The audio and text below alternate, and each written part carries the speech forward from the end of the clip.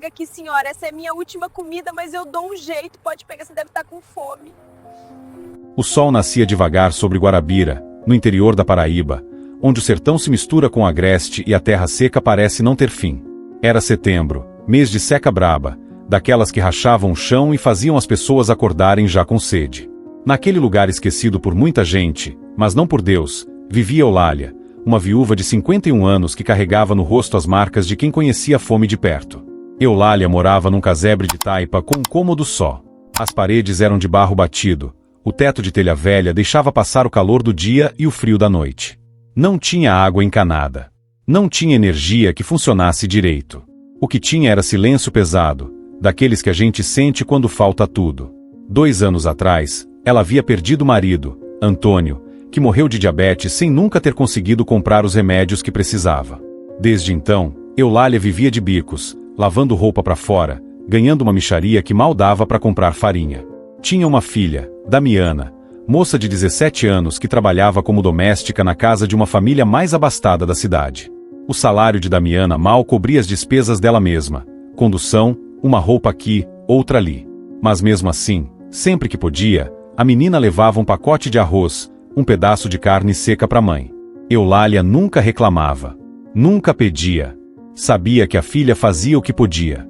Naquela terça-feira de setembro, Eulália acordou cedo, como sempre.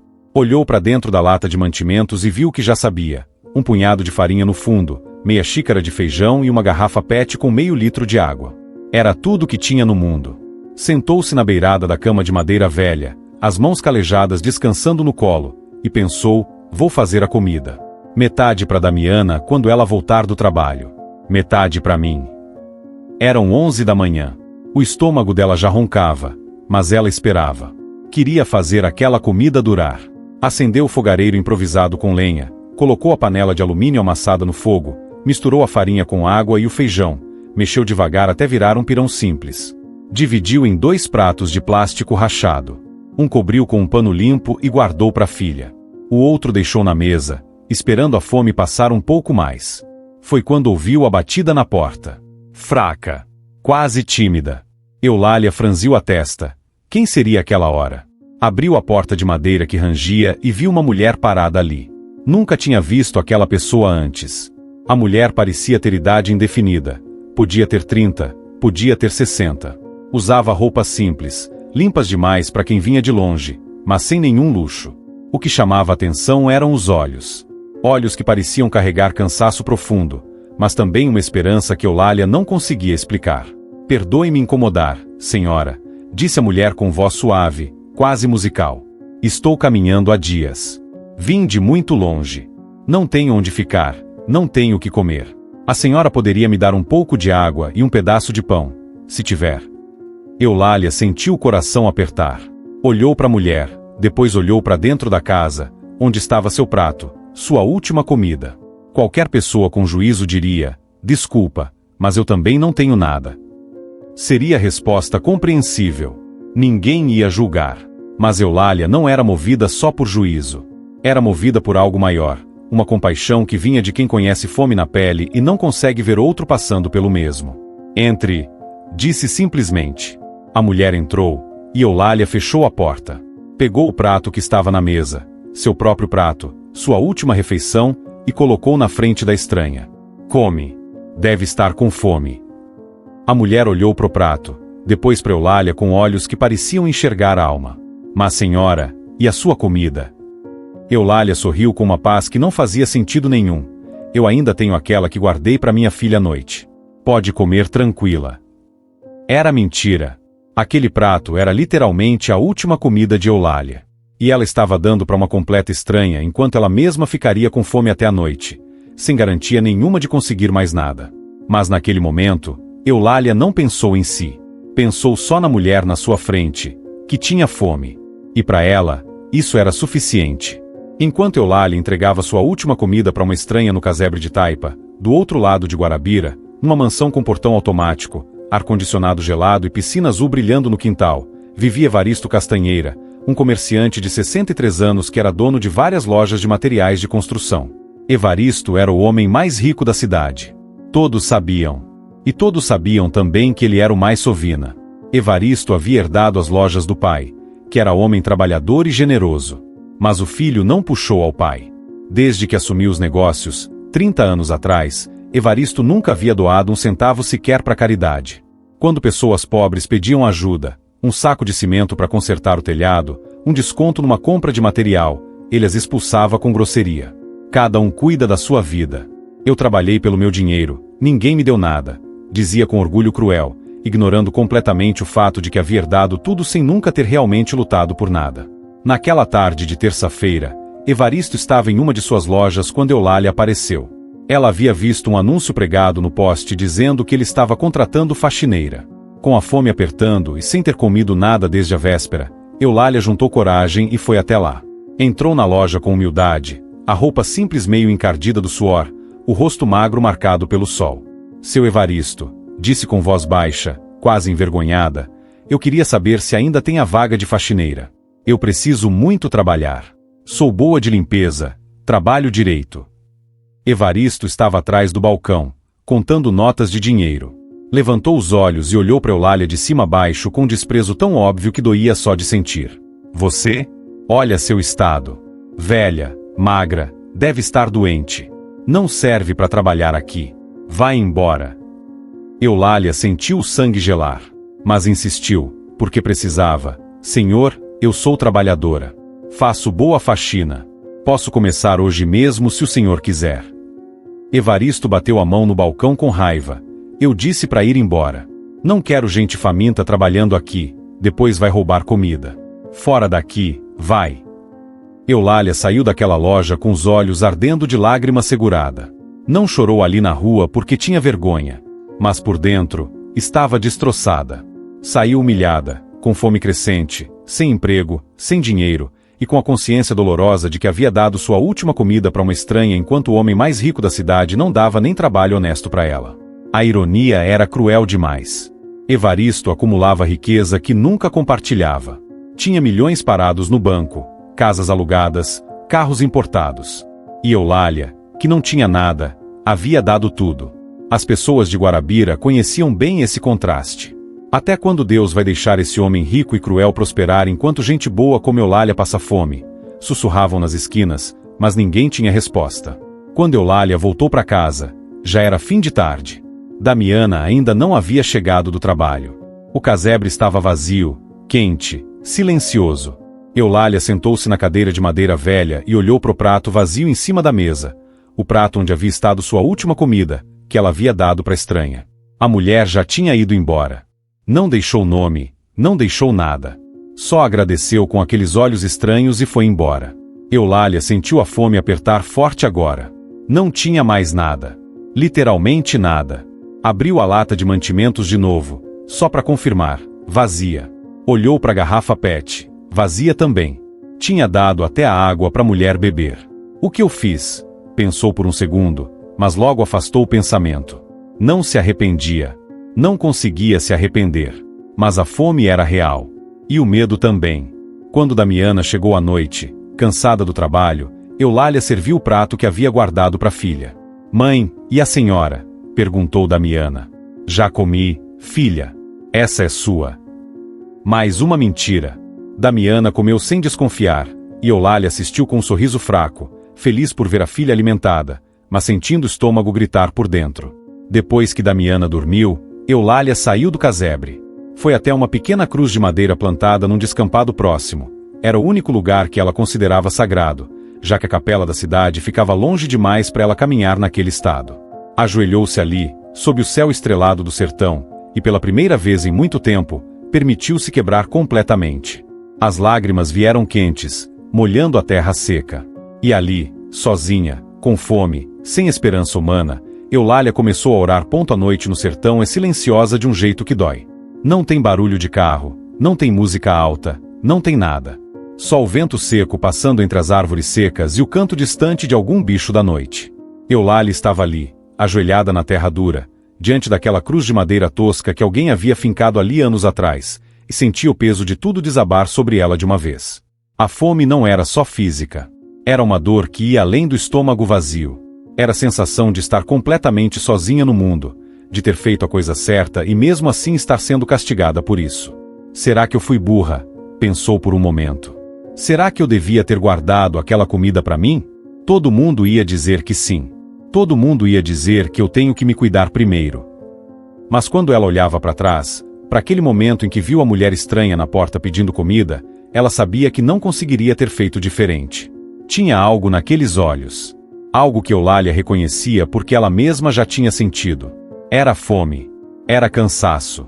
Era desamparo. E quando a gente conhece desamparo de perto, não consegue virar as costas para quem está passando pelo mesmo que isso signifique passar fome também. Eu fiz o certo, sussurrou para si mesma, as lágrimas escorrendo pelo rosto marcado. Eu sei que fiz o certo. Mas agora eu não sei o que fazer. Enquanto Eulália chorava ali sozinha, sem testemunhas humanas, do outro lado da cidade Evaristo estava em sua mansão, sentado numa poltrona de couro italiano importado, assistindo televisão de tela enorme. Tinha acabado de jantar um filé de carne macia com batatas fritas e salada, tudo preparado pela empregada que trabalhava na casa dele havia 15 anos ganhando menos do que deveria. Evaristo não pensava em Eulália. Não pensava em ninguém. Pensava só em quantas notas de 100 ele havia contado naquele dia, em quanto lucro as lojas tinham dado, em qual investimento ia fazer no mês seguinte. A esposa dele, Dona Conceição, estava no quarto, já tinha se deitado cedo. Fazia anos que os dois mal conversavam. Conceição havia desistido de tentar mudar o marido. No começo do casamento, ela pedia para ele ser mais generoso, para ajudar os pobres, para dar uma cesta básica para quem pedia. Mas ele sempre respondia com rispidez: "Você quer que eu dê meu dinheiro para vagabundo? Deixa de ser boba." Com o tempo, ela parou de pedir. Parou de esperar. Só vivia ali, na mesma casa, mas em mundos diferentes. Os filhos de Evaristo, 2 homens já adultos, um advogado, outro engenheiro, também haviam se afastado do pai. Visitavam nas datas obrigatórias, Natal, aniversário, mas sem afeto verdadeiro. Eles viam o pai não como figura amorosa, mas como cofre humano. Esperavam a herança, só isso. Evaristo não percebia, ou não queria perceber. Vivia convencido de que estava certo, de que acumular era sabedoria, de que guardar tudo para si era proteção. Mas havia algo que Evaristo não sabia. Havia algo que estava prestes a acontecer. Porque enquanto ele dormia tranquilo naquela noite, cercado de conforto comprado com egoísmo, Eulália estava ali, na cruz de madeira, fazendo uma oração que atravessaria todos os céus. Na cidade, as pessoas comentavam. Sempre comentavam. Na feira, na pracinha, na porta da igreja, o assunto era sempre o mesmo: a injustiça. Eulália é mulher de bem, trabalhadeira, honesta, e tá passando fome enquanto Evaristo nada em dinheiro e não ajuda ninguém. Deus vê essas coisas, viu? Vê, mas parece que não faz nada. Faz sim, no tempo dele. Mas até quando? Dona Mercedes, uma vizinha de Eulália que também vivia de bicos, havia passado na casa dela mais cedo e visto a situação. Viu a lata de mantimentos vazia, viu o rosto magro de Eulália, viu a tristeza que ela tentava esconder. Mercedes não tinha muito, mas separou um pouco de farinha e um punhado de feijão para levar no dia seguinte. Não posso ver ela morrer de fome, pensou. Mas mesmo assim, a raiva apertava o peito. Enquanto isso, o rico da cidade expulsa ela do trabalho e dorme de barriga cheia. A injustiça pesava no ar de Guarabira como a própria seca. Era algo que todo mundo sentia, mas ninguém conseguia mudar. Os pobres continuavam pobres. Os ricos continuavam ricos e indiferentes. E parecia que nada ia mudar nunca. Mas Deus ouve o que os homens não ouvem. E às vezes, Ele manda sua mãe para mostrar que nenhuma dor passa despercebida, que nenhuma generosidade fica sem resposta, e que o orgulho dos poderosos sempre encontra seu limite diante da humildade dos pequenos. Eulália estava ali, de joelhos na terra seca, as mãos calejadas segurando o terço velho que a mãe dela havia deixado quando morreu. Era um terço simples, de plástico azul desbotado, com a cruz de metal já meio enferrujada. Mas para Eulália, aquele terço era mais precioso que qualquer joia. Era o único bem que ela tinha que não podia ser medido em dinheiro. Ela passava os dedos pelas contas devagar, uma por uma, mas não estava rezando as Ave-Marias decoradas. Estava falando com a Virgem Maria do jeito que sabia, com palavras simples, diretas, vindas do fundo do peito. "Mãe", sussurrou, a voz embargada, "eu dei minha última comida para uma mulher que eu nem conheço. Não sei por que eu fiz isso. Todo mundo ia dizer que eu sou burra, que eu devia ter pensado em mim primeiro. O vento parou de soprar. O silêncio ficou ainda mais profundo. Era como se até a natureza estivesse prestando atenção naquela oração. Mas quando eu olhei para ela, continuou Eulália, as lágrimas escorrendo livremente agora, eu vi fome. Eu vi cansaço. Eu vi desamparo. E eu conheço tudo isso. Eu sei como é acordar sem saber se vai ter o que comer. Eu sei como é ser tratada como se não valesse nada. Eu não consegui deixar ela passar fome quando eu tinha como ajudar, mesmo sendo só um prato de comida. Eulália parou por um momento, soluçando baixo. As estrelas brilhavam acima dela, milhares de pontos de luz no céu escuro do sertão. Ela olhou para cima, como se estivesse olhando diretamente para os olhos da Virgem Maria. Mas agora eu tô com fome, mãe. E eu não sei como vou conseguir comida amanhã. Seu Evaristo, que tem tanto, não me deu nem trabalho. Me expulsou. Me chamou de velha, de ladrona. E ele tem milhões. Milhões. A revolta misturava-se com a dor. Por que é assim, mãe? Por que quem não tem nada ainda tem que dar? Por que quem tem tudo não dá nada? Eu não tô pedindo riqueza. Eu só tô pedindo para não morrer de fome. Para minha filha não passar necessidade. Eulália apertou o terço com força, as mãos tremendo. Mas eu não me arrependo de ter dado aquela comida. Eu não me arrependo. Porque se eu tivesse guardado para mim e deixado aquela mulher passar fome, eu não ia conseguir viver com isso. Eu ia ter comida no estômago, mas ia ter um peso na alma que não ia sair nunca. E então veio a parte mais importante da oração. A parte que não era pedido, mas entrega. Mãe, eu confio em ti. Eu confio que quem dá o pouco que tem quando tem necessidade, tu não abandona. Eu confio nisso. Mesmo morrendo de fome, eu confio. Porque se eu não confiar em ti, em quem eu vou confiar? Os homens ricos não me ajudam. O governo não me vê. As portas se fecham na minha cara. Mas tu, mãe, tu conhece mãe pobre. Tu conhece fome. Tu conhece dar tudo quando não se tem nada. Eulália lembrou-se das histórias que ouvia quando criança, das histórias de Maria seguindo Jesus pelo caminho da cruz, de Maria vendo o filho morrer sem poder fazer nada, de Maria que nunca teve riqueza mas sempre teve fé. Tu sabe o que é sofrer, mãe. Tu sabe o que é ver quem a gente ama passar necessidade. Tu sabe o que é confiar quando não faz sentido nenhum confiar. Então eu peço, cuida de mim. Cuida da minha filha. E se for da tua vontade, mostra para esse povo que generosidade não é burrice. Que dar quando não se tem é sabedoria que o mundo não entende, mas que o céu vê. O terço escorregou das mãos de Eulália e caiu no chão. Ela não pegou de volta. Ficou ali, com as mãos vazias estendidas para frente, num gesto de entrega total. Eu não tenho mais nada para dar, mãe. Dei minha última comida. Dei minha última água. Agora só tenho minha fé. E essa eu entrego nas tuas mãos também. Faz de mim o que tu quiseres. Mas por favor, não me abandona. A paz começou a descer sobre Eulália como um manto invisível. Não era uma paz que fazia sentido. Ela ainda estava com fome, ainda não tinha dinheiro, ainda não sabia como ia sobreviver no dia seguinte. Mas era uma paz que vinha de ter colocado tudo nas mãos de quem podia segurar. Era a paz de quem não controla mais nada, mas confia em quem controla tudo. Eulália ficou ali mais alguns minutos em silêncio, só respirando, sentindo o vento voltar a soprar suave, ouvindo o canto distante de um grilo. Depois levantou-se devagar, pegou o terço do chão, beijou a cruz enferrujada e voltou pro casebre. Deitou-se na cama de madeira velha ao lado de Damiana, que dormia profundamente, e pela primeira vez em dias, conseguiu dormir. Não sabia ainda, mas aquela oração havia sido ouvida. E a resposta estava mais perto do que ela imaginava. O amanhecer chegou diferente naquela quarta-feira. Eulália acordou com os primeiros raios de sol entrando pelas frestas da janela de madeira, e por um momento não entendeu o que estava sentindo. Ainda tinha fome, o estômago continuava vazio, mas havia algo no ar que ela não conseguia nomear. Era como se o silêncio da manhã tivesse mudado de textura. Como se o próprio vento que entrava pelas frinchas da parede de taipa estivesse carregando algo invisível, mas real. Damiana já havia saído pro trabalho.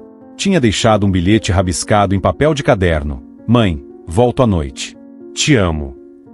Eulália segurou o papel com carinho, dobrou e guardou no bolso da saia.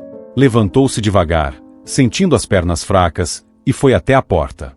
Abriu para deixar o ar entrar, e foi quando percebeu, o casebre estava em silêncio absoluto. Não tinha passarinho cantando. Não tinha cachorro latindo na rua. Não tinha nem o barulho das carroças passando. Era um silêncio que parecia estar esperando por alguma coisa. Eulália olhou pro céu. Estava limpo, azul profundo, sem uma nuvem sequer. Mas a luz da manhã parecia diferente, mais suave, quase prateada, como se o sol tivesse decidido brilhar de um jeito que ela nunca tinha visto antes. Que coisa estranha, pensou, mas não com medo, com expectativa. Era como se algo estivesse prestes a acontecer, e o mundo inteiro soubesse menos ela. Entrou de novo no casebre e foi até a mesinha onde tinha deixado o terço na noite anterior. Pegou-o e passou os dedos pelas contas, sentindo a textura do plástico gasto. Virgem Maria, sussurrou baixinho, eu não sei o que está acontecendo, mas eu sinto que tu tá perto. Eu sinto. Não era fé cega. Era fé que vinha de ter passado a noite inteira orando e ter acordado com uma paz que não fazia sentido racional. Era a fé de quem tinha colocado tudo nas mãos de Deus e agora só esperava a resposta. Do outro lado da cidade, na mansão luxuosa, Evaristo também havia acordado, mas de um jeito completamente diferente. Tinha dormido mal a noite inteira. Teve sonhos estranhos, pesadelos que não conseguia lembrar direito, mas que deixavam um gosto amargo na boca. Acordou suado, mesmo com o ar-condicionado gelado do quarto. Sentou-se na beirada da cama king size, as mãos tremendo levemente, e pela primeira vez em muito tempo sentiu algo que não estava acostumado a sentir: desconforto.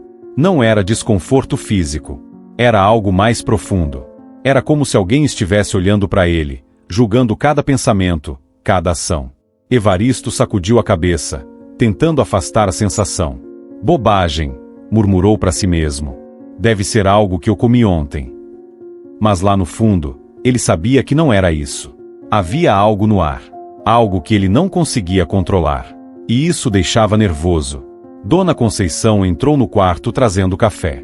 Olhou para o marido com expressão neutra, sem afeto mas também sem raiva. Só cansaço. Você tá bem? Perguntou por obrigação, não por cuidado verdadeiro. Evaristo resmungou. Tô. Só dormi mal.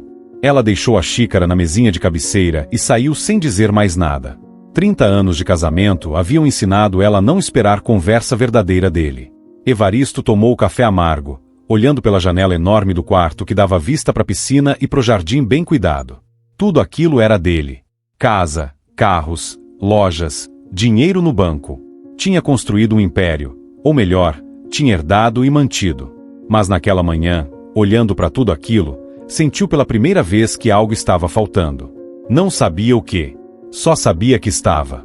Enquanto isso, Eulália saiu do casebre e foi até o poço comunitário buscar água. Era longe, quase meia hora de caminhada sob o sol que já começava a esquentar. Levava um balde velho na cabeça, equilibrando com a prática de quem fazia aquilo todo dia. No caminho, passou por Dona Mercês, a vizinha que tinha separado farinha e feijão para ela. Eulália, chamou Mercês. Espera aí. Ela se aproximou trazendo um saquinho de pano. Trouxe isso para você. Não é muito, mas vai ajudar. Eulália abriu o saco e viu a farinha e o feijão. Os olhos encheram de lágrima. Mercês, que Deus te abençoe. Muito obrigada. Mercês deu um sorriso triste. A gente que não tem nada precisa se ajudar, né? Porque os ricos não vão fazer isso. Ela falou sem saber que aquelas palavras ecoavam exatamente o que estava prestes a acontecer. Eulália continuou até o poço com o coração mais leve.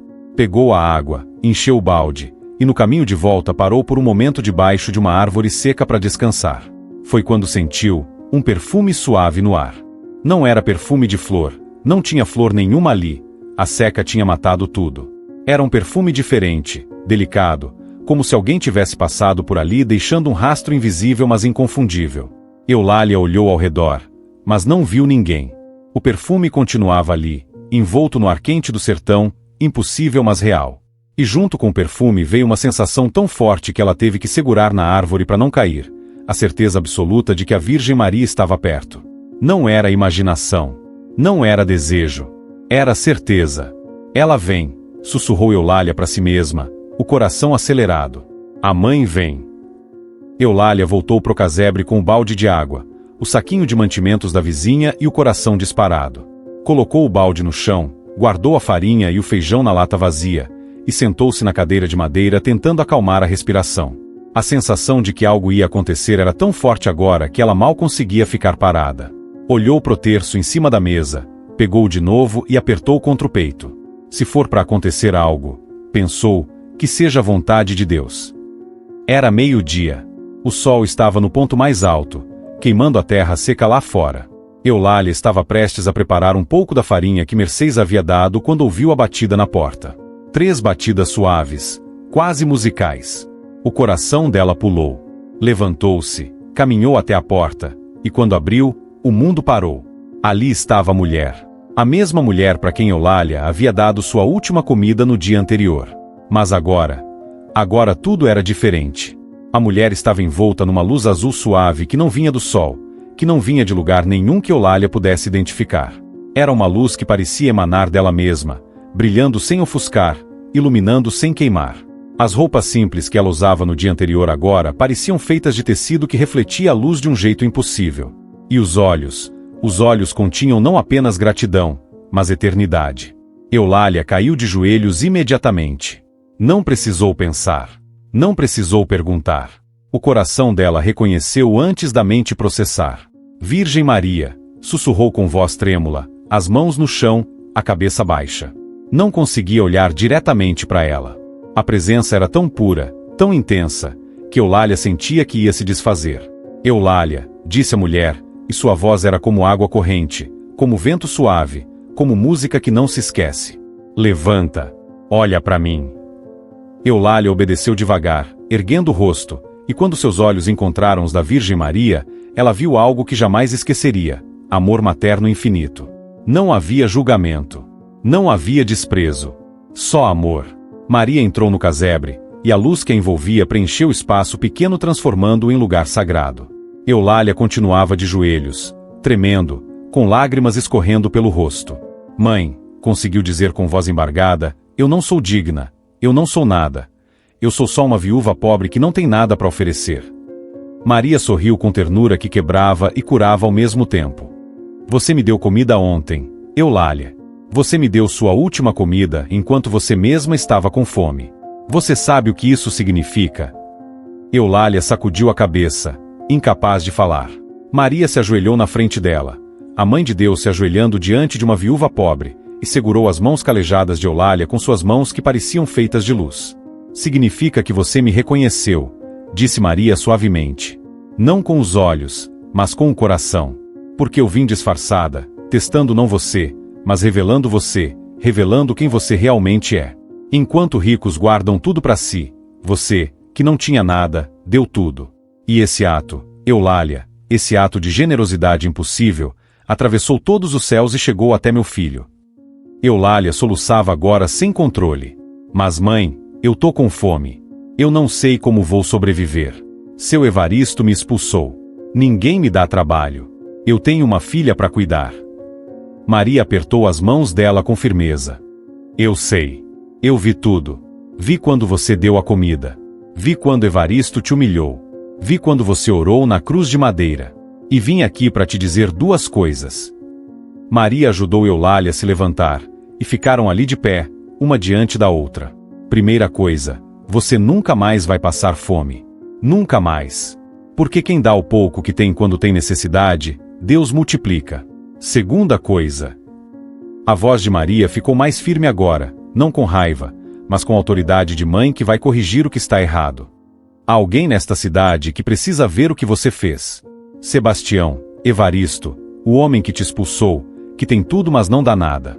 Ele precisa compreender o que significa generosidade verdadeira. E você vai testemunhar a transformação dele. Eulália arregalou os olhos. Eu, mãe? Mas como? Maria tocou a testa dela com um dedo, e Eulália viu. Viu visões passando diante dos olhos como se estivesse assistindo um filme. Viu a mansão de Evaristo. Viu ele acordando atormentado. Viu a luz azul entrando no quarto dele naquele exato momento. Viu a Virgem Maria aparecendo para ele também, mostrando a ele tudo o que ele havia feito de errado, tudo o que havia deixado de fazer, todos os corações que havia pisoteado com seu egoísmo. Viu Evaristo chorando como criança, quebrado, destruído pela consciência do quanto tinha vivido errado. Viu ele pedindo perdão. Viu a possibilidade de redenção mesmo para quem parecia perdido em orgulho absoluto. E viu algo mais. Viu a si mesma, Eulália, não como vítima, mas como instrumento de transformação. Porque o que ela havia feito, dar a última comida, era a lição que Evaristo precisava aprender. Quando a visão terminou, Eulália estava ofegante. Maria sorriu de novo. Vem comigo agora. Vamos até a casa dele. Porque a transformação já começou, e você precisa estar lá para testemunhar. Porque generosidade verdadeira não se esconde, ela brilha como luz que guia outros da escuridão para o caminho certo. E antes que Eulália pudesse perguntar qualquer coisa, Maria estendeu a mão, e quando Eulália segurou, sentiu uma paz tão profunda que todas as suas dúvidas, todos os seus medos, toda a sua fome desapareceram como névoa no sol da manhã.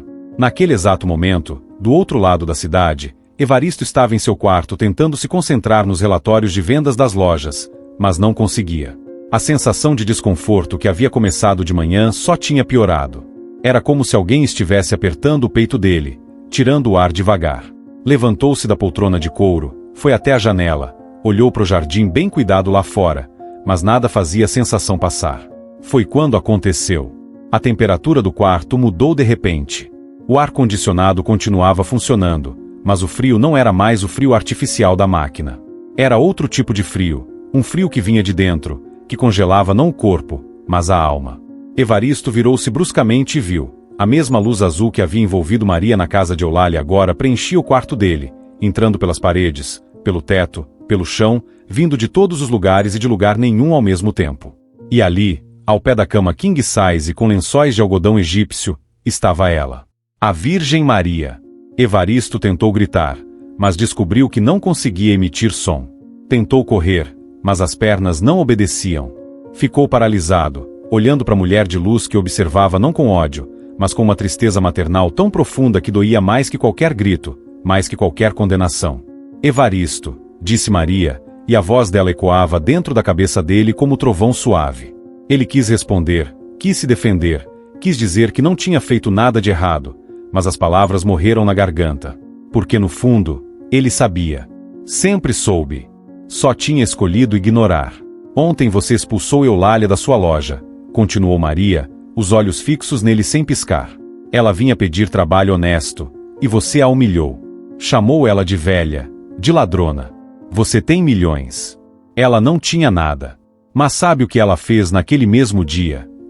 Maria se aproximou, e Evaristo sentiu as pernas fraquejarem. Sabe o que essa mulher que você desprezou fez? Maria tocou a testa dele com o dedo, e o mundo explodiu em visões. Evaristo viu o casebre de Eulália. Viu a pobreza extrema em cada detalhe, as paredes rachadas, o chão de terra batida, a cama de madeira velha, a lata de mantimentos quase vazia. Viu Eulália acordando naquela manhã de terça-feira, olhando para o punhado de farinha e o feijão que eram literalmente sua última comida. Sentiu de verdade, a fome dela. O estômago vazio, a fraqueza nas pernas, a tontura que vem de quem não come a tempo demais. Viu Eulália preparando aquela comida simples, dividindo em 2 pratos. Viu ela guardando um para a filha e deixando o outro para si mesma. E então viu a batida na porta.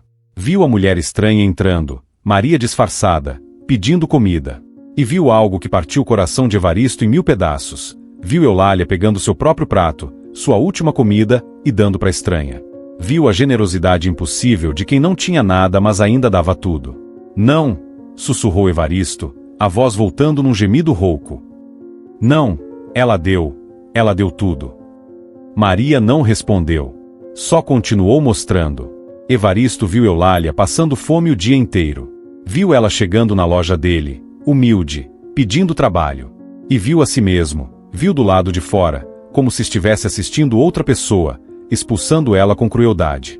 Viu o desprezo no próprio rosto. Viu a arrogância, o egoísmo, a frieza. E pela primeira vez na vida, Evaristo viu a si mesmo como realmente era. Não como homem de negócios bem-sucedido. Não como construtor de império. Mas como rico mesquinho que acumulava enquanto ao redor pessoas morriam de fome. Viu as centenas de vezes que havia recusado ajuda. A mulher grávida que pediu desconto em material de construção para reformar o barraco caindo aos pedaços, e ele recusou. O menino que queria trabalhar como ajudante para ajudar a mãe doente, e ele mandou embora sem nem ouvir. O velho que pediu um saco de cimento para consertar o telhado antes da chuva, e ele disse: compra ou vai embora.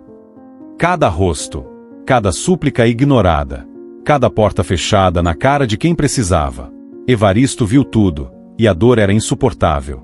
Para, por favor, gritou, caindo de joelhos, as mãos na cabeça. Mas Maria não parou, porque ele precisava ver até o fim. Maria mostrou a vida dele através de olhos que não eram humanos, olhos divinos que viam não só ações, mas intenções. Evaristo viu o dinheiro acumulado nas contas bancárias. Milhões parados ali, rendendo juros que ele nunca usava, que só aumentavam enquanto pessoas como Eulália morriam de fome a poucos quarteirões de distância. Viu a esposa, Dona Conceição, chorando sozinha no quarto depois de mais uma discussão por causa da sovinice dele. Viu os filhos falando entre si: pai só liga pra dinheiro. Pra gente, ele não dá nada. Viu a solidão absoluta que riqueza sem generosidade cria, uma solidão tão profunda que nem todo o dinheiro do mundo consegue preencher. E então Maria mostrou o futuro. Evaristo viu a própria morte. Viu-se deitado numa cama de hospital, velho, sozinho, cercado de aparelhos caros, mas sem ninguém segurando sua mão. Viu o funeral onde pessoas viriam não por amor, mas por obrigação social. Viu os filhos discutindo herança antes mesmo do corpo esfriar. Viu o nome dele sendo esquecido em menos de uma geração, porque ninguém se lembra de quem só acumulou sem nunca ter ajudado ninguém. E finalmente, Maria mostrou a eternidade. Não como punição divina de fogo e enxofre, mas como algo muito pior, consciência infinita. Consciência eterna de ter vivido vida inteira focado em acumular enquanto ao redor famintos como Eulália demonstravam que realmente significava ser humano. Consciência de cada oportunidade perdida de fazer o bem.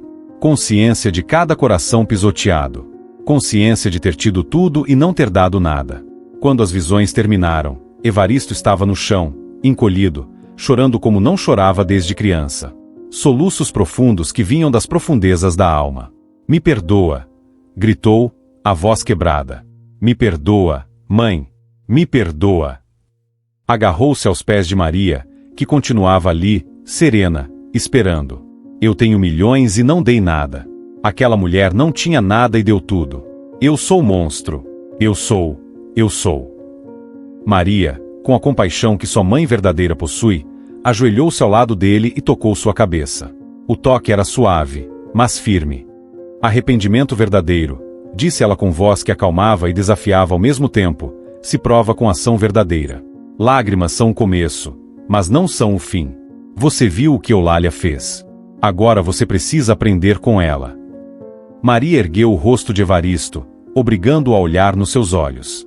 Vá, procure ela, peça perdão, e depois use sua riqueza não para acumular, mas para multiplicar dignidade. Porque riqueza sem generosidade é maldição. E generosidade com riqueza é bênção que transforma não só quem recebe, mas principalmente quem dá. E então, antes de desaparecer, Maria disse algo que ficaria gravado no coração de Evaristo pro resto da vida. Eulália está vindo para cá agora. Comigo. E você vai pedir perdão a ela não porque eu mandei, mas porque você finalmente entendeu que ela tem mais valor que todo o seu dinheiro. Porque ela conhece a única riqueza que importa, a riqueza de um coração generoso.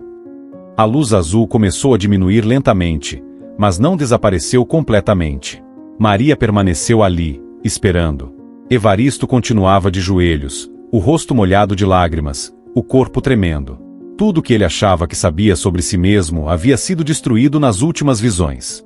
Tudo que ele achava que importava, dinheiro, propriedades, status, agora parecia tão vazio, tão insignificante, que ele não entendia como tinha passado 63 anos perseguindo aquilo.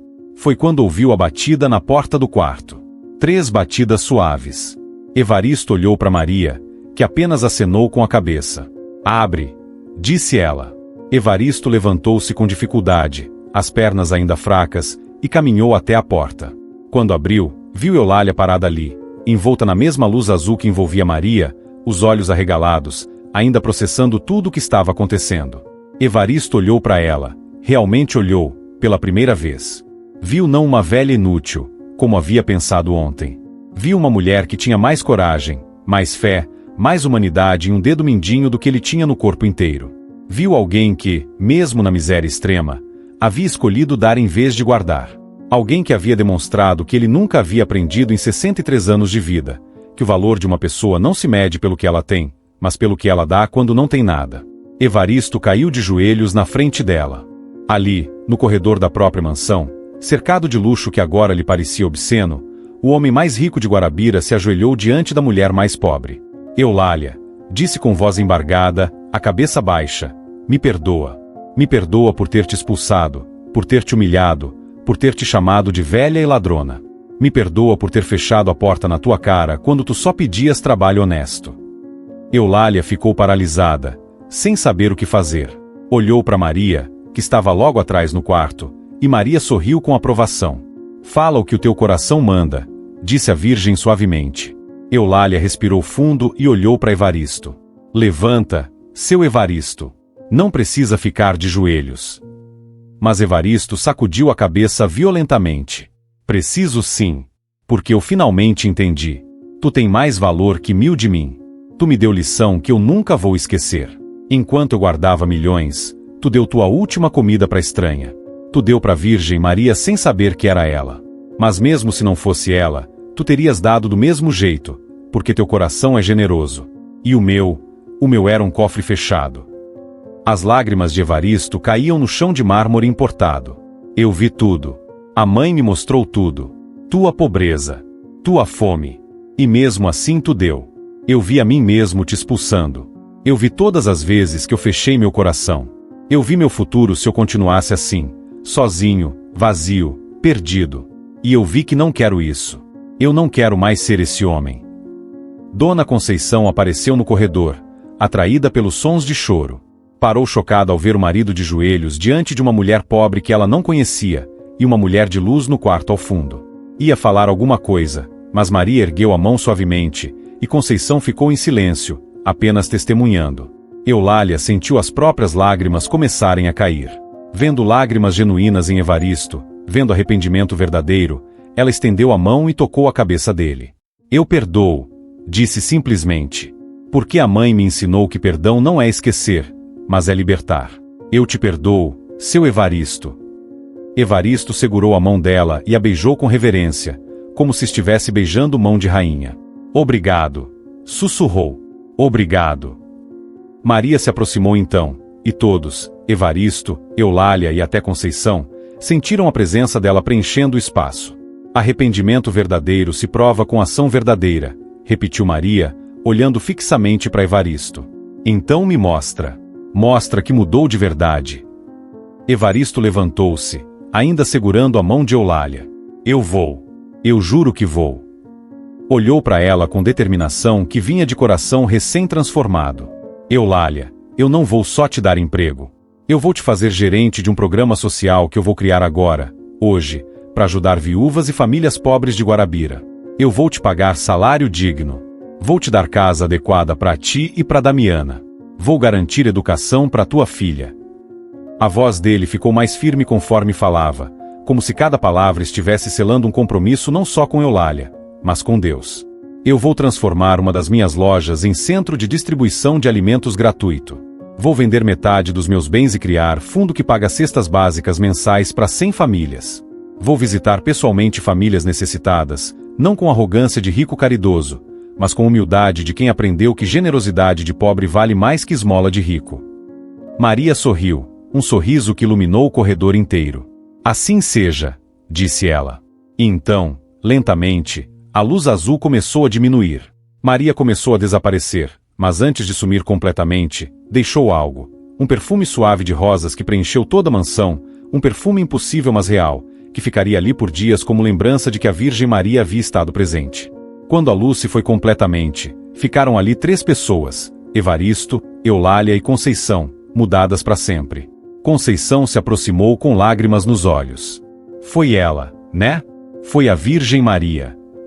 Evaristo acenou que sim, incapaz de falar. E Conceição, pela primeira vez em anos, abraçou o marido. Então a gente vai recomeçar. Juntos. Do jeito certo dessa vez. Os dias que se seguiram foram de transformação tão radical que a cidade de Guarabira inteira ficou em choque. Evaristo não perdeu tempo. Naquela mesma tarde, depois da aparição da Virgem Maria, ele reuniu os gerentes de todas as suas lojas e anunciou mudanças que ninguém esperava. A partir de hoje, A loja da Rua do Comércio vai virar centro de distribuição gratuita de alimentos. Não vamos mais vender ali. Vamos doar. Os gerentes se entreolharam sem acreditar. Mas seu Evaristo, começou um deles. Evaristo interrompeu com firmeza. Não tem mais. Eu passei 63 anos acumulando. Chegou a hora de multiplicar. Ele olhou para Eulália, que estava sentada ao lado dele na reunião, ainda processando tudo. E a coordenadora desse centro vai ser Dona Eulália. Ela vai receber salário de R$3.000 por mês, casa para morar com a filha, e todo o suporte necessário. A notícia se espalhou pela cidade como fogo em capim seco. Evaristo enlouqueceu, diziam alguns. Será que tá doente? Especulavam outros. Mas quem olhava nos olhos dele via algo que não era loucura nem doença. Era clareza. Era propósito. Era a paz que ele nunca havia demonstrado antes. Nos primeiros dias, a desconfiança era enorme. Quando Eulália começou a trabalhar no centro de distribuição, que foi reformado em tempo recorde, e as pessoas começaram a chegar para pegar cestas básicas gratuitas, muitas vinham desconfiadas. Isso é pegadinha? Perguntavam. Tem que pagar alguma coisa depois? Eulália sorria com paciência. Não tem pegadinha. É de graça mesmo. É presente de Deus. Mas havia resistência também. Dona Mercedes, a vizinha que havia ajudado Eulália com farinha e feijão, foi uma das primeiras a confrontar a situação. Chegou no centro de distribuição com cara fechada e disse para Eulália: Tu acha que eu vou aceitar caridade dele? Do homem que humilhou você? Que humilhou tanta gente dessa cidade? Eulália segurou a mão da amiga com carinho. Mercedes, ele mudou. Eu vi a mudança. A Virgem Maria apareceu para mim e para ele. E se ela perdoou, quem sou eu para não perdoar? Mercedes ficou em silêncio, processando. Depois suspirou. Tu viu ela mesmo? A Virgem Maria? Eulália acenou que sim, os olhos brilhando. Vi, toquei na mão dela. Ouvi a voz dela. E ela me disse que arrependimento verdadeiro se prova com ação verdadeira. Então eu tô aqui vendo as ações do seu Evaristo. E até agora, ele tá cumprindo tudo o que prometeu. Mercedes acabou aceitando a cesta, mas foi embora ainda processando se conseguiria perdoar de verdade. Evaristo, por sua vez, estava fazendo algo que jamais havia feito, visitando pessoalmente as famílias pobres de Guarabira. Não mandava funcionário. Ia ele mesmo. Na primeira semana, foi até a casa de um senhor chamado Zé da Silva, que anos atrás havia pedido desconto em material de construção porque o telhado da casa estava caindo, e Evaristo havia recusado com grosseria. Quando Zé abriu a porta e viu Evaristo ali parado, ficou branco. O que é que o senhor quer aqui? Evaristo tirou o chapéu da cabeça, gesto de respeito que ele nunca havia demonstrado para pobre, e disse com humildade genuína: Vim pedir perdão, Zé. Anos atrás você me pediu ajuda e eu te tratei mal. Eu fui orgulhoso, egoísta, desumano. Vim pedir perdão e trazer isso. Mostrou sacolas cheias de material de construção, telhas novas, sacos de cimento, tijolos, tinta. Vim consertar o telhado da sua casa. Eu mesmo. Com minhas mãos. Zé não sabia se chorava ou se expulsava Evaristo dali. Por que o senhor está fazendo isso? O que o senhor quer de mim? Evaristo respondeu com voz firme: Não quero nada. Só quero consertar o que quebrei. Porque eu finalmente entendi que ser rico sem ser generoso é ser pobre de alma. E eu não quero mais ser pobre de alma. Zé, vendo lágrimas genuínas, acabou aceitando. E naquele dia, Evaristo trabalhou sob o sol quente consertando o telhado, as mãos que só haviam segurado o dinheiro agora segurando martelo e prego. A filha de Eulália, Damiana, foi outra que precisou processar a mudança. Quando a mãe contou tudo, a aparição da Virgem Maria, a transformação de Evaristo, o emprego novo, a casa que iam ganhar, Damiana ficou desconfiada. Mãe, e se for mentira? E se ele tá fazendo isso só por uns dias e depois volta a ser como era? Eulália abraçou a filha. Então a gente vai ver, filha. Mas por enquanto, eu escolho acreditar. Porque se a Virgem Maria apareceu para mostrar que até o coração mais duro pode amolecer, quem sou eu para duvidar? A casa que Evaristo providenciou para Eulália e Damiana não era mansão, mas era digna. Tinha 2 quartos, cozinha com fogão novo, banheiro com água encanada, energia elétrica funcionando. Quando Eulália entrou pela primeira vez, caiu de joelhos chorando. Mãe do céu, obrigada. Obrigada. Damiana chorava junto, as duas abraçadas no meio da sala vazia, mas cheia de possibilidade. E então aconteceu algo que ninguém esperava. Dona Conceição, a esposa de Evaristo, começou a se aproximar de Eulália. As duas mulheres, uma que tinha vivido na riqueza sem alegria, outra que tinha vivido na pobreza com fé, começaram a conversar. Conceição confessou: eu passei 30 anos vivendo com um homem que só pensava em dinheiro. Eu tinha tudo materialmente, mas era miserável. E você, que não tinha nada, era mais rica que eu, porque tinha paz. Eulália segurou a mão dela, e agora a gente tem as duas coisas, a paz e o pão. Graças à mãe. As pessoas começaram a perceber que a mudança era real quando Evaristo começou a fazer mais. Criou fundo de emergência para pagar consultas médicas e remédios para quem não tinha dinheiro. Reformou a escola pública da cidade, que estava caindo aos pedaços. Contratou professores de reforço gratuito para crianças pobres. Começou a pagar bolsas de estudo para jovens que queriam fazer faculdade mas não tinham condições. E tudo isso sem alarde, sem querer reconhecimento, mas com humildade de quem estava tentando consertar décadas de egoísmo. Um dia, 3 meses depois da aparição, Evaristo e Eulália estavam no centro de distribuição organizando cestas quando um grupo de pessoas entrou. Eram pessoas que Evaristo havia maltratado ao longo dos anos. Vinham com expressões sérias. Evaristo sentiu o coração apertar, temendo o confronto. Mas então o líder do grupo, um senhor chamado João, falou: a gente veio dizer que a gente perdoa. De verdade. Porque a gente viu que o Senhor mudou. E se Deus pode mudar coração de pedra em coração de carne, quem somos nós para não acreditar nisso? Evaristo chorou ali, na frente de todos, sem vergonha.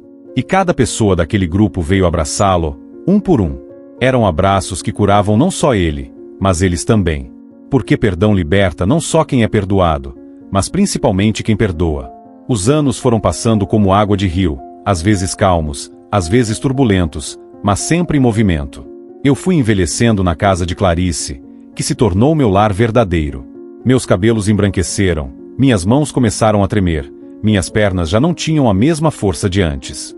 Mas meu coração estava mais vivo do que nunca. Pedro cresceu e se tornou professor. Ele dizia que havia sido inspirado pelas histórias que eu contava quando ele era criança. Lembro-me de uma tarde em que ele veio me visitar, já adulto, com um diploma nas mãos e os olhos brilhando de emoção. Tio, ele disse, quando eu era pequeno e você me contava sobre os leões, sobre a luz, sobre a mulher de azul, eu pensava que eram histórias de fantasia. Mas agora entendo que eram histórias de verdade. E quero passar minha vida contando histórias assim para outras crianças. Histórias que mudam vidas. Mariana se casou com um rapaz bom da vila vizinha e teve 2 filhos, que vinham me visitar nos fins de semana e me chamavam de bisavô, mesmo sem sermos de sangue. Ela havia herdado a doçura de Clarice e a transformou em algo ainda maior. Sua casa era sempre cheia de gente, vizinhos em dificuldade, crianças órfãs que precisavam de um prato de comida, idosos solitários que buscavam companhia. Eu via nela a continuação de tudo o que havíamos construído juntos como família. A pequena Maria, que já não era mais pequena, se tornou enfermeira e trabalhava no hospital da região, cuidando dos doentes com a mesma dedicação que sua mãe havia recebido quando mais precisou. Ela tinha um dom especial para acalmar os pacientes mais difíceis, aqueles que haviam perdido a esperança. Aprendi com você, tio Reinaldo, ela me disse uma vez. Aprendi que às vezes a presença vale mais do que qualquer remédio. Helena nunca se casou novamente, mas encontrou paz. Ela e o pai de Maria construíram uma relação cordial, baseada no respeito mútuo e no amor pela filha. Não era um conto de fadas, mas era real. E às vezes, o real é mais bonito do que qualquer fantasia. Nos domingos, Helena vinha almoçar conosco, trazendo aquele bolo de milho que ela fazia tão bem. Sentávamos todos juntos na varanda, conversando sobre tudo e sobre nada, rindo das bobagens das crianças, compartilhando silêncios confortáveis. Clarice permaneceu ao meu lado até o fim. Nós 2 envelhecemos juntos, compartilhando refeições, memórias, silêncios confortáveis. Ela nunca me cobrou pelos anos de afastamento. Nunca jogou na minha cara o quanto eu a havia magoado. Simplesmente me amou, como irmã, como amiga, como família. Eu costumava olhar para ela às vezes, enquanto ela tricotava na cadeira de balanço, e sentia uma gratidão que não cabia em palavras. Como eu havia sido capaz de afastar alguém assim? Como eu havia sido tão cego? Uma noite, quando eu já tinha mais de 70 anos, Clarice me chamou para a varanda. O céu estava cheio de estrelas, e o ar tinha aquele cheiro doce de jasmim que ela cultivava no jardim. As cigarras cantavam sua canção noturna, e uma brisa suave balançava as folhas das árvores. Reinaldo, ela disse, você se lembra de quando éramos crianças? De quando brincávamos no quintal da casa dos nossos pais? Eu sorri, lembrando. Lembro. Você sempre queria brincar de casinha, e eu sempre queria explorar o mato. Ela riu. E você sempre voltava cheio de arranhões e picadas de inseto. Mamãe ficava furiosa. E você sempre me defendia, eu acrescentei. Dizia que a culpa era sua, que tinha sido você quem me convenceu a ir. Clarice assentiu, com os olhos brilhando de lágrimas e risos misturados. Era verdade. Eu sabia que você não resistia quando eu pedia. Então usava isso a meu favor. Ficamos em silêncio por um momento, imersos naquelas memórias distantes. O passado parecia tão próximo e tão longe ao mesmo tempo. Eu pensei que tinha perdido você, ela disse então, com a voz suave. Durante todos aqueles anos em que você foi o padre severo, o homem que não sorria, eu pensei que meu irmão tinha morrido e sido substituído por um estranho. Senti um aperto no peito. Eu também pensei isso, Clarice. Eu me perdi por muito tempo. E se não fosse pelo que aconteceu na arena? Você teria continuado perdido, ela completou. Assenti. Às vezes preciso de uma queda muito grande para finalmente olhar para cima. Eu era teimoso demais para aprender de outra forma. Ela pegou minha mão e a segurou com carinho. Sua pele era fina e marcada pelo tempo, mas seu toque ainda era reconfortante como havia sido quando éramos crianças. Eu agradeço todos os dias por ter você de volta. O verdadeiro você, mesmo que tenha demorado tanto. Eu também agradeço, respondi, por você nunca ter desistido de mim, mesmo quando eu não merecia. Naquela noite, eu sonhei novamente com a mulher de azul. Fazia anos que não tinha esse sonho, mas ali estava ela, tão nítida quanto na primeira vez. Ela caminhava em minha direção por um campo de flores, com aquele sorriso sereno que eu jamais esqueceria. O perfume de rosas era tão forte que eu podia senti-lo mesmo dormindo. E quando chegou perto de mim, ela disse apenas uma palavra: obrigada.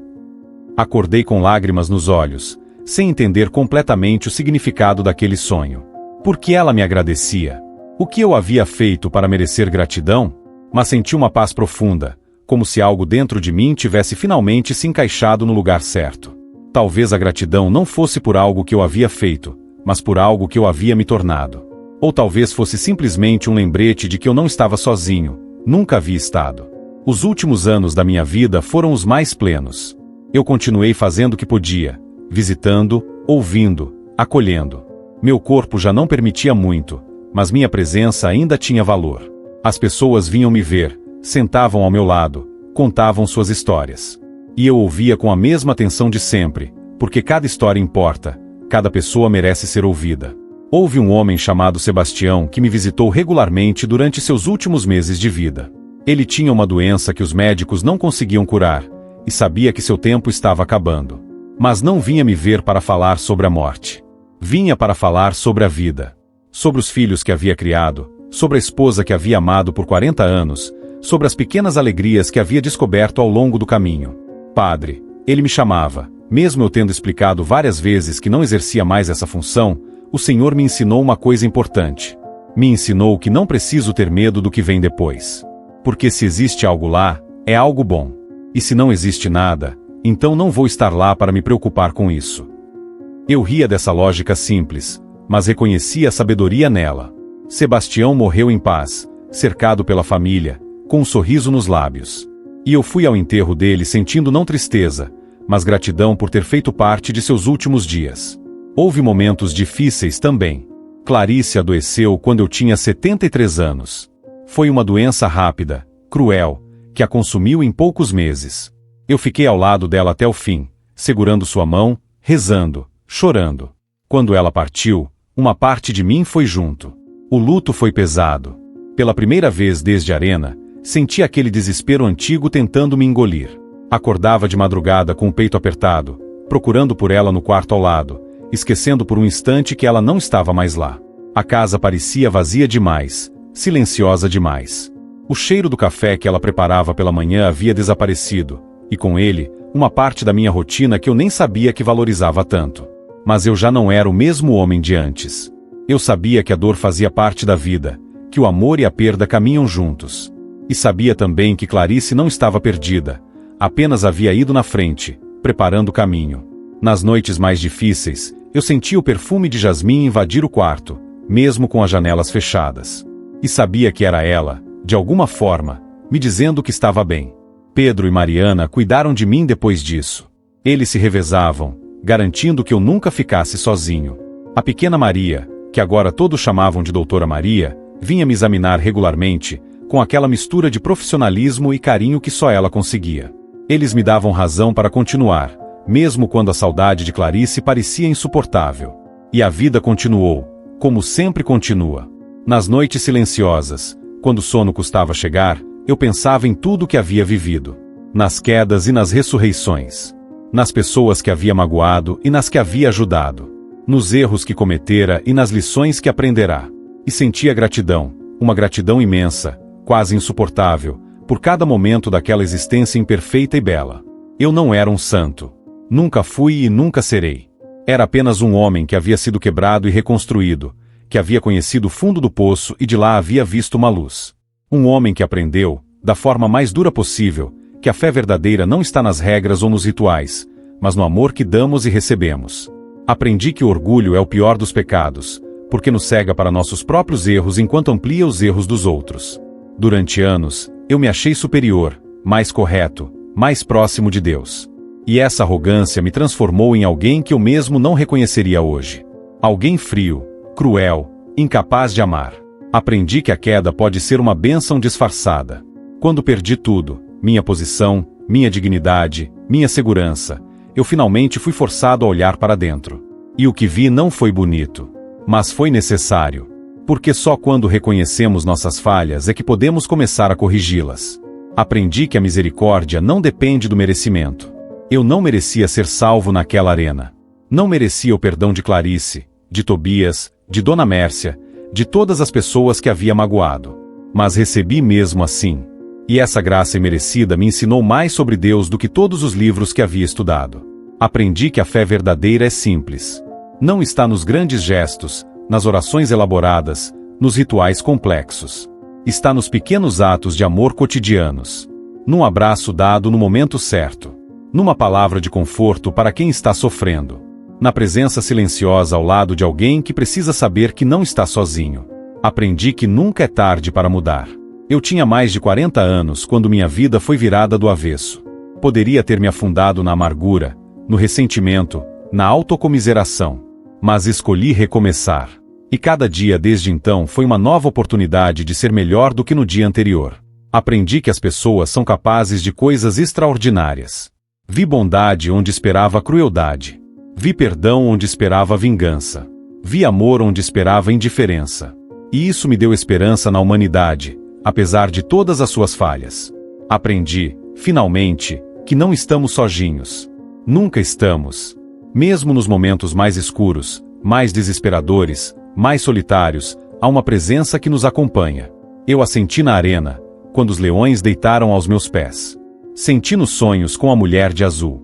Sinto agora, neste momento, enquanto compartilho estas palavras. Minha vida não foi fácil. Foi cheia de erros, de dores, de arrependimentos. Mas também foi cheia de amor, de reconciliação, de momentos de graça inesperada. E se eu pudesse voltar no tempo e mudar alguma coisa, sinceramente não sei se mudaria. Porque cada queda me ensinou algo.